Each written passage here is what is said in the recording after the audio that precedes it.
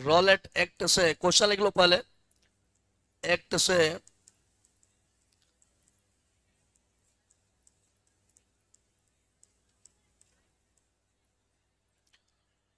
देखो Rowlatt act क्या है। एक्ट एक प्रकार का कानून है। यह 1919 में पारित हुआ। कब हो? यह 1919 में पारित हुआ। जरा समझने वाली बात होगी। इस एक्ट में जानते हो क्या था कि उस समय क्या हुआ था कि क्रांतिकारी विचारधारा बढ़ रहे थे। लोग देश के लिए आवाज उठा रहे थे कि भाई हमारा देश है, तुम राज करोगे। आजादी की चर्चाएं हो रही थी, क्रांतियां हो रही थी, आंदोलन हो रहा था। ये सब अंग्रेजों ने देखा कि भाई ऐसा चलेगा तो जल्दी हम लोग को भारत छोड़कर भागना पड़ेगा। इसीलिए उन्होंने क्या किया कि 1919 में एक कानून पारित किया। क्या किया? एक कानून पारित किया और कहा कि किसी भी व्यक्ति पर यदि अगर यह शक हो जाए कि वह अंग्रेजों के खिलाफ बगावत कर रहा है तो शक के आधार पर उसे गिरफ्तार किया जा सकता है, गुप्त रूप से मुकदमा चलाकर उसे सजा भी दिया जा सकता है और इसके लिए कोई अपील, दलील और वकील की आवश्यकता नहीं होगी। यह काला कानून भारतीयों के लिए बना था। इस काले कानून का नाम था रॉलेट एक्ट। क्या नाम था?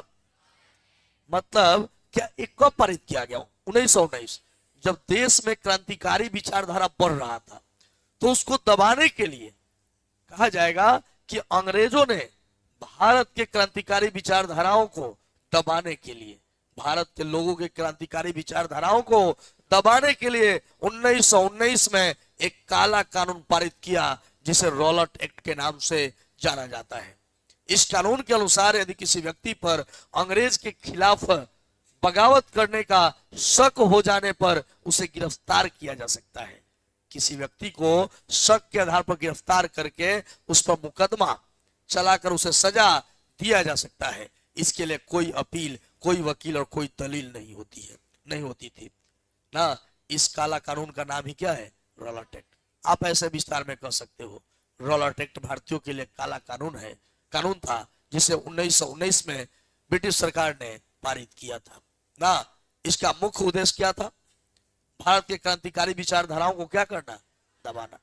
कहा जाएगा भारत के क्रांतिकारी विचारधाराओं को दबाने के लिए अंग्रेजों ने 1919 में एक काला कानून पारित किया जिसे रॉलेट एक्ट कहा जाता है। इस कानून के अनुसार किसी भी व्यक्ति पर शक के आधार पर, किसी व्यक्ति को शक के आधार पर गिरफ्तार करके उस पर मुकदमा चलाकर उसको गिरफ्तार किया जा सकता है। इसके लिए कोई दलील, वकील और अपील की बात नहीं थी। हो गया? यही लिखना है, लिखिए ना।